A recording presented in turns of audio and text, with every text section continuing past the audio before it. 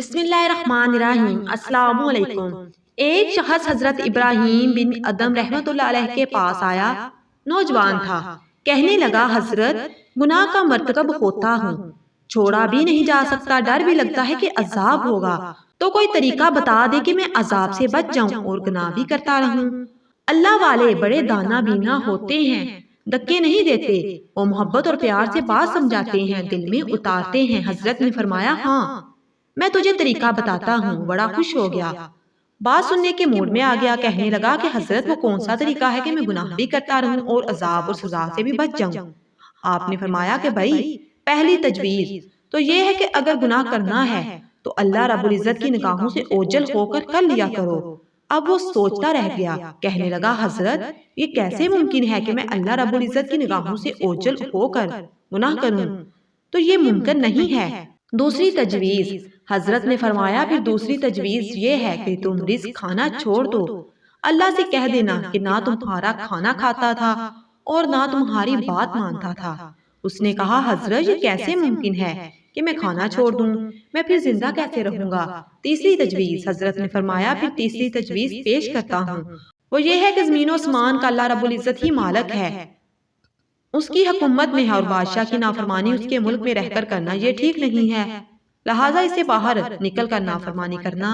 اللہ پاک بھی قرآن پاک میں عجیب انداز سے فرماتے ہیں اگر تمہارے اندر استطاعت ہے کہ زمین اور آسمان کے کروں سے باہر نکل سکتے ہو تو نکل کر دکھاؤ۔ نکلو گے؟ کس دلیل سے نکلو گے؟ سورۃ رحمان میں آیا ہے جیسے گڑے کی مچھلی کدھر جائے گی؟ کہا کہ حضرت یہ بھی نہیں ہو سکتا۔ چوتھی تجویز، فرمانے لگے اچھا پھر ایک طریقہ اور بتاتا ہوں، وہ یہ ہے کہ جب ملک الموت آئیں روح قبض کرنے کے لیے تنہیں کہہ دینا کہ تھوڑا انتظار کر لو تاکہ میں توبہ کر لوں۔ اس نے کہا حضرت وہاں تو انتظار کا تصور ہی نہیں، جب موت آنی ہے تو نہ ایک لمحہ آگے ہوتی ہے اور نہ پیچھے۔ پانچویں تجویز، فرمایا ایک طریقہ اور بتاتا ہوں، وہ یہ ہے کہ جب قبر میں تم کو دفن کر دیا جائے اور اس وقت منکر نکیر آئیں تم سے سوال پوچھنے کے لیے تو تم کہہ دینا کہ بغیر اجازت کیوں آئے ہو؟ اس نے کہا حضرت میں ان کو کیسے منع کر سکتا ہوں۔ چھٹی تجویز، فرمانے لگے اچھا بھائی ایک اور طریقہ بتاتا ہوں، یہ ہے کہ جب قیامت کے دن تمہارے برے عملوں کو کھولا جائے گا اور پروردگار عالم فرشتے کو حکم دیں گے کہ اس کو گھسیٹ کر تم جہنم میں ڈال دو، تو اس وقت تم ضد کر کے کھڑے ہو جانا کہ میں تو نہیں جاتا۔ اس نے کہا کہ حضرت میری کیا حیثیت ہے کہ فرشتوں کے سامنے ضد کر کے کھڑا ہو جاؤں؟ میری تو کوئی حیثیت ہی نہیں۔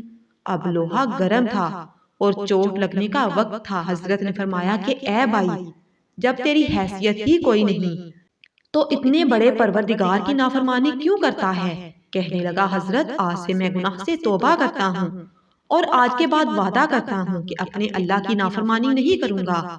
اللہ تعالیٰ مجھ گناہگار سمیت ہم سب کو حیا اور پاک دامنی کا خیال رکھنے اور بے پردگی سے بچنے کی سعادت نصیب فرمائے، آمین ثم آمین۔